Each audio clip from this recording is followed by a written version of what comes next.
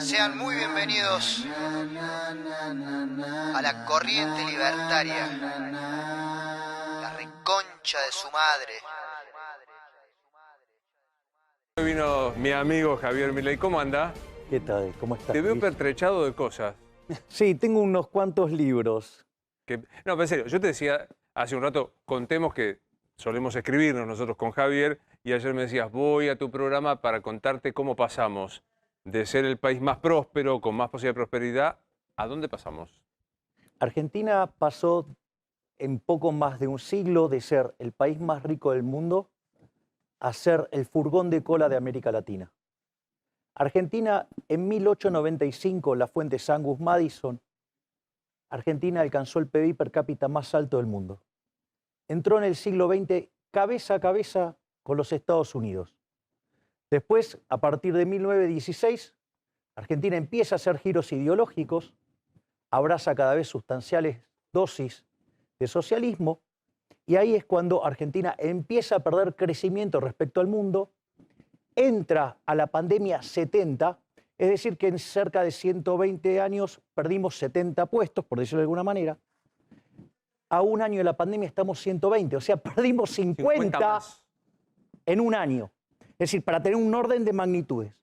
Cuando vos mirás el PBI per cápita de Argentina, aún con la recuperación que espera el gobierno a partir del rebote, que podría ser una expansión del PBI entre el 6 y el 7%, eso implicaría estar 18% en términos per cápita de lo que estábamos en el 2011.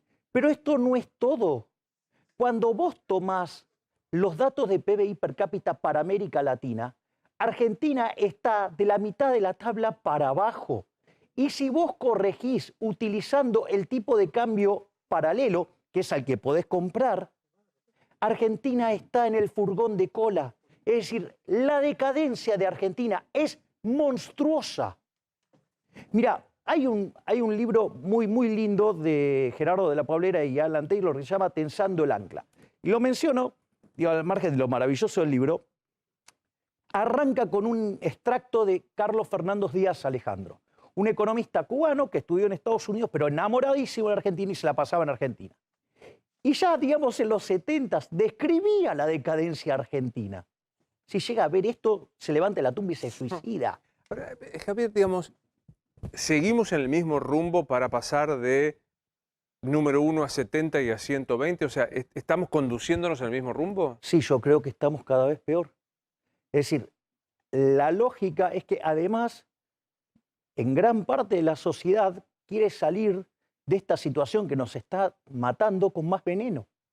Entonces, o sea, bueno, si vas a ingerir dosis crecientes de veneno, digo, vamos a terminar peor. Digamos, ¿qué significa? Es simpático, ¿no? Inflación del 29% votada en el presupuesto y llevamos acumulada 18, si la memoria no me falla. 13. 13. Digamos, ¿qué significa que persistamos? El ministro Guzmán, el equipo del ministro Guzmán dice, bueno, tendemos a eso. No, es falso que tendamos a eso. A ver, si yo tomo los últimos 12 meses, la inflación acumulada es cerca del 43%, 42,6%.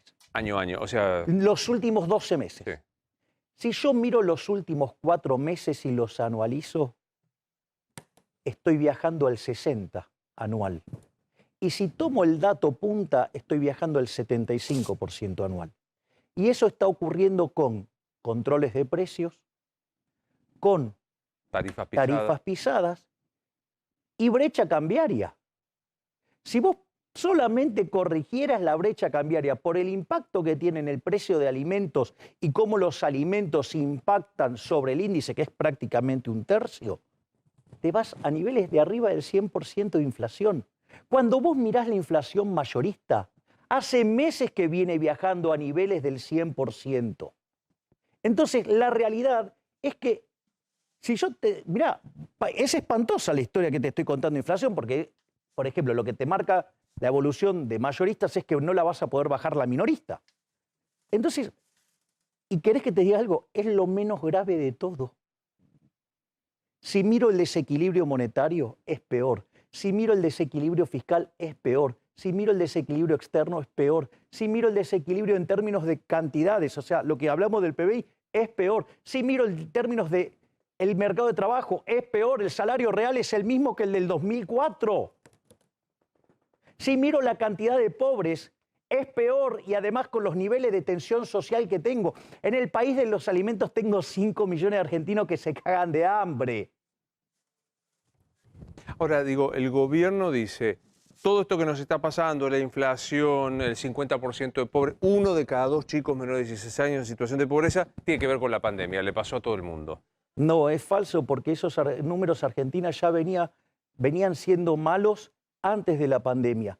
Es verdad, digamos que, a ver, una de las cosas que también es cierto es los errores de la Organización Mundial de la Salud en considerar que esto era una nueva peste española hizo que el 99% de la caída de la tasa de crecimiento del PBI en el mundo sea explicado por las cuarentenas y no por la pandemia.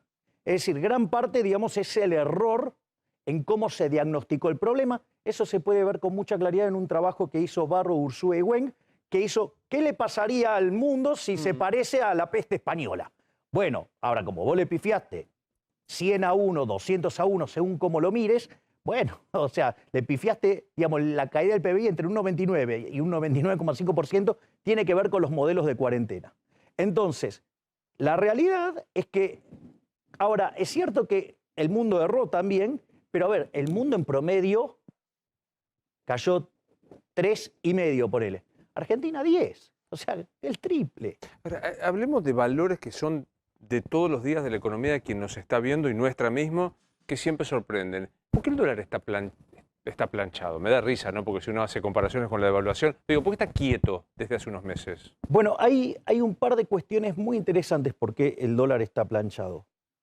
Una es, voy a explicar una cosa que es un poquito técnica, pero que vale la pena. A ver. ¿Cómo se determina el precio del paralelo? El precio del paralelo es el contado con liqui. ¿Vos qué es el contado con liqui? Comparas bonos acá en pesos y los vendés en Nueva York en dólares. Y te quedan los dólares en Nueva York. Es la forma que vos tenés para llevarte dólares, o sea, para salir de los pesos. Entonces, ¿qué es lo que pasa? Cuando vos comprás esos títulos acá, el precio de ese bono en pesos sube. Y cuando vos lo estás vendiendo en Estados Unidos, el precio de ese bono cae.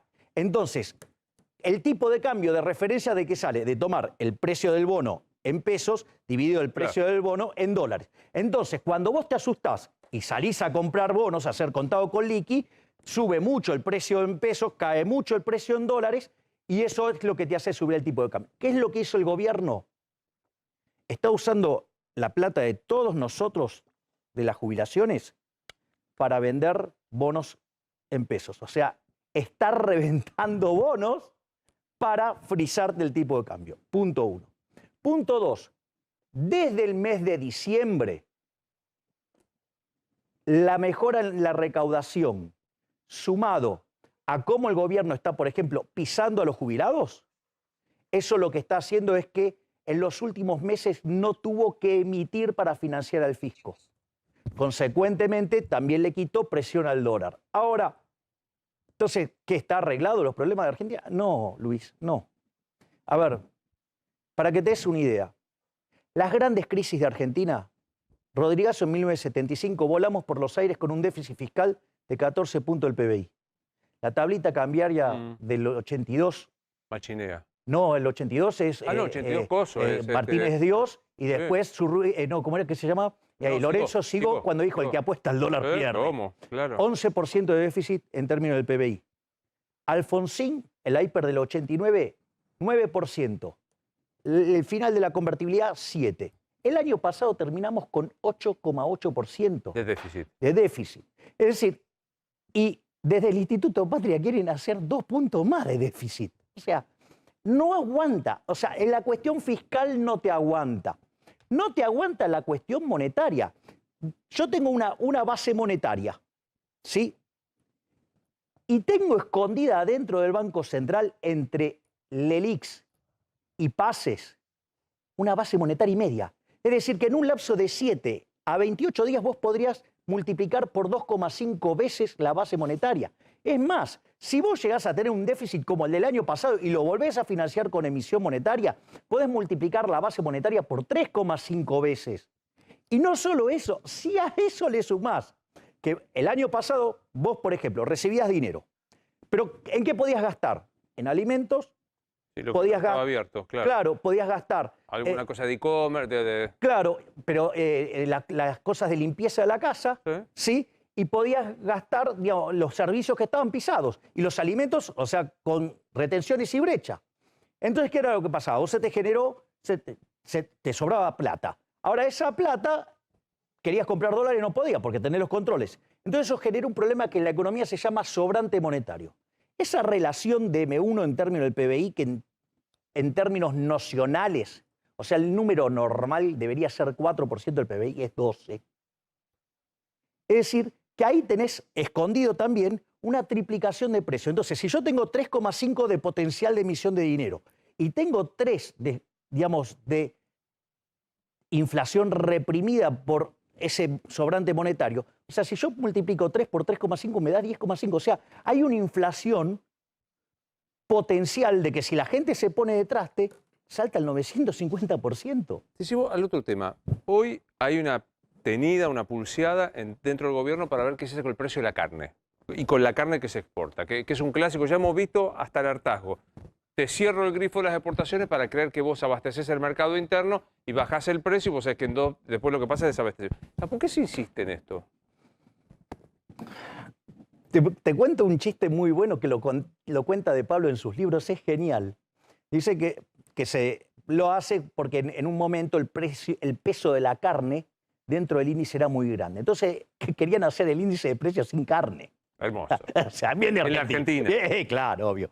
Entonces, De Pablo, con esa brillantez que lo caracteriza al profe, dice, suponga que usted es el ministro de Economía, entonces lo llama el presidente y dice, quiero que baje el precio de la carne. Y el ministro dice, ¿usted está seguro? Sí. ¿Puedo hacer lo que sea? Sí. Entonces, bueno, vamos a hacer un decreto. El decreto dice que a partir de las 12 de la noche, el que tiene 1 kilo de carne en la carnicería va a ser degollado en la plaza. ¿Qué pasa? Te tiran la carne, el precio de la carne baja. Ahora, ¿cuál es el problema? Que al otro día no hay carne después. Bueno, ese es el problema que aparece, es el del desabastecimiento. Lamentablemente, nosotros ya entramos en una etapa peor que precámbrica. Justamente por uno de los motivos por los cuales te traje este libro. Los controles de precios no funcionan nunca. Hay evidencia desde el 2800 a.C. que los controles de precios no funcionaron nunca. Nunca funcionaron. Y siempre generaron desabastecimiento. Punto 1. Punto 2. Como si todo eso fuera poco, cuando tomás la historia de Argentina de la segunda mitad del siglo XX en adelante, en el único momento que no hubo inflación fue en la convertibilidad. No habían controles de precios. Y no solo eso, pero ahora, digamos, la arrogancia, digamos, de Paula Español y de Matías Culfas ya, digamos, llega al paroxismo. Porque, ¿cuál es el argumento de Hayek en La Factoría de la Arrogancia? Los demás lo hacen mal porque son tontos. Es decir, es el imbécil de Kichilov diciendo la Unión Soviética se cayó porque no tenía el Excel cuando tenía los mejores matemáticos del mundo junto a los Estados Unidos. O sea, como que no pudieran invertir una matriz insumo-producto. Por favor. Pero al margen de ese problema, acá, digamos, entonces, le dan una vuelta de tuerca adicional donde además ahora quieren controlar las cantidades. Es como que yo venga y te diga, mira, Luis, ¿sabés qué? Vos ahora tu salario va a ser tanto. Ponele, la mitad del que debería ser, o peor, la mitad del que estás cobrando. Y como si fuera poco, ahora te voy a obligar a trabajar 16 horas por día. ¿Cómo crees que va a terminar eso? Y mal. Mal. La otra vez te lo pregunté, pero después me enredé con otras repreguntas, lo que hacía no te lo dejé terminar. ¿Por qué hoy es imposible, o si es posible, a qué costo instalar una convertibilidad que fue la que generó 10 años de habernos olvidado de inflación? La convertibilidad es un sistema de tipo de cambio fijo extra rígido, del cual es muy difícil salir. La verdad que la herramienta era buena, pero ya se quemó. Es decir, si vos, suponete que, no sé, hicieras todos los ajustes pertinentes, vos ya también sabés que te engañaron, te hicieron especificación asimétrica. Esa herramienta, que estaba buena porque como vos no podías reformar el sistema financiero, en ese momento, por decirlo de alguna manera, no estaba el convencimiento, entonces, ¿qué te permitía? Tener algún margen de maniobra si vos tenías un shock externo, podías hacer algún tipo de manejo de política monetaria y aún estando dentro del esquema del tipo de cambio fijo, que era la convertibilidad. Que dicho sea de paso, la convertibilidad no era solo la convertibilidad, fue un conjunto de reformas también, que eso era el plan verdadero. La realidad es que la herramienta la quemaste, la quemaste. Es decir, nadie te la va a creer ahora. Yo lo que creo es que la única forma de salir de esto es verdaderamente diciendo, bueno, mire, el Banco Central es una máquina de estafar a la gente, ha empobrecido a la gente. Pensá que cada vez que tenés una inflación del 20%, perdés un 0,58 de crecimiento. Eso corrigió la historia argentina. Argentina tendría que tener un PIB per cápita como el de Estados Unidos. No solo eso, sino que además le pega entre 25 y 30 veces más fuerte a los más vulnerables. O sea, es una locura. Entonces, saquémonos de encima al Banco Central porque es un mecanismo de estafa. Ahora, ¿sabés qué es lo que pasa? Que el Banco Central nos roba a todos los argentinos año a año 5 puntos del PBI con un impuesto no legislado, que es el impuesto inflacionario. Entonces, la realidad es que ahora hay que, digamos, la gente tiene que ir y enfrentarlos cara a cara a los políticos para que le explique por qué. ¿Qué derecho tenés a robarme 5 puntos del PBI año a año? Porque ni siquiera pasa por el Congreso. ¿Me comprendés? Sí. Sí, Nacho, querías preguntarle. Sí, Javier, me sumo a esto que planteas respecto a la gente diciéndole a los políticos, vos vas a ser candidato ahora, probablemente, ¿no? Desmentir. Yo soy candidato, sí. ¿Sos a diputado? Sí, candidato a diputado, sí. ¿Por la ciudad? Por la Ciudad Autónoma de Buenos Aires. Candidato a diputado nacional por la Ciudad Autónoma de Buenos Aires. Te eligen, diputado. Supongamos que te eligen. ¿Cómo te imaginás en el Congreso dialogando, entre comillas o no, con 256 o los que sean? Porque ahí me imagino vas a tener en algún punto que ceder en algún punto y en otro para negociar algún proyecto que quieras impulsar. Bueno, lo primero que sí puedo hacer es mostrar que no soy como los demás. Jamás voy a votar una suba de impuestos. Jamás voy a votar algo que implique un avance sobre la propiedad privada. Jamás voy a avanzar sobre las libertades individuales. Con lo cual, digamos, o sea, tanto. Ese es tu límite. No. Eso es una base. ¿Sí? O sea, y eso, digamos, no es menor, porque tanto el oficialismo como la supuesta oposición, ahí, digamos, son absolutamente socios. Es decir, la ley de góndolas, con la cual, digamos, hoy la señora Paula Español se disfraza de general romano de Diocleciano y sale a romper en supermercados, por ejemplo, o a empresas, si vos querés. Digo, la ley de góndolas la mandó el gobierno de Cambiemos, lo mandó Lilita Carrió a instancia de Pratgay. O, por ejemplo, la ley de alquileres la mandó, digamos, Cambiemos.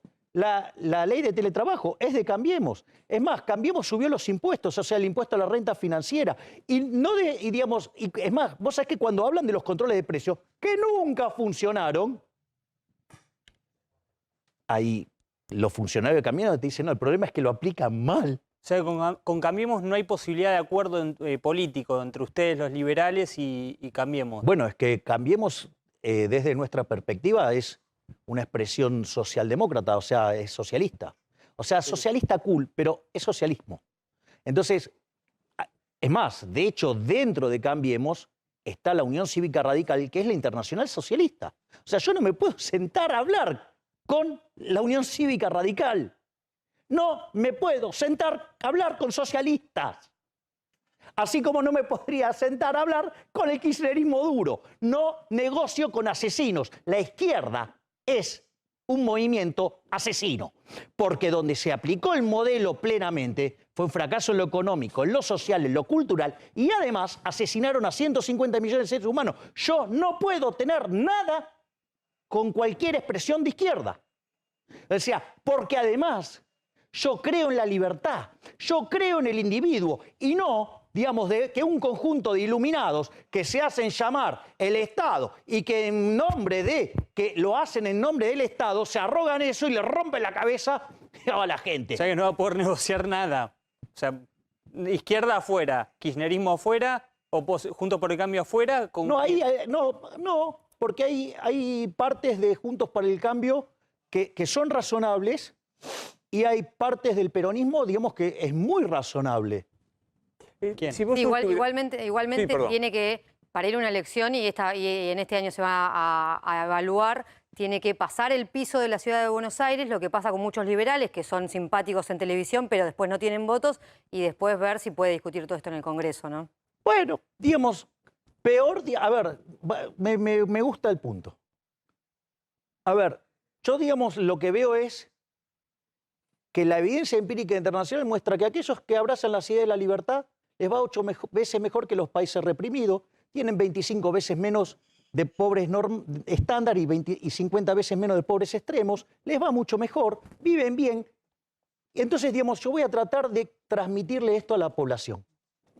Ahora, puede ser que yo no sea la persona indicada, puede ser que no sea el momento indicado, digo, puede pasar cualquier cosa. Y si no soy elegido, me vuelvo a mi casa y se terminó. Digo, tampoco es tan grave. Voy a hacer porque tenés un laburo privado del que has vivido toda la vida. Y Claro. Bueno, de hecho, vos sabés, yo lo dije públicamente, yo voy a renunciar a la dieta.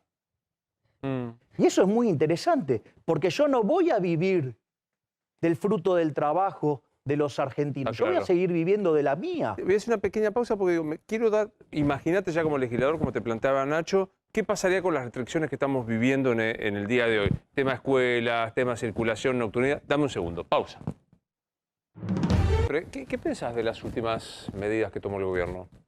Me parece que la realidad es que el gobierno no lo hace como debiera hacerlo. ¿Sí? Vos sabés que vos antes habías hecho un punto que me pareció muy interesante. ¿Cómo se discutiría esto si yo estuviera en la Cámara? Vos sabés que hay una anécdota muy interesante de Alan Greenspan en sus memorias y que viene muy al caso. Él estaba trabajando para Nixon, era el jefe de asesores de Nixon y había que discutir la reforma previsional.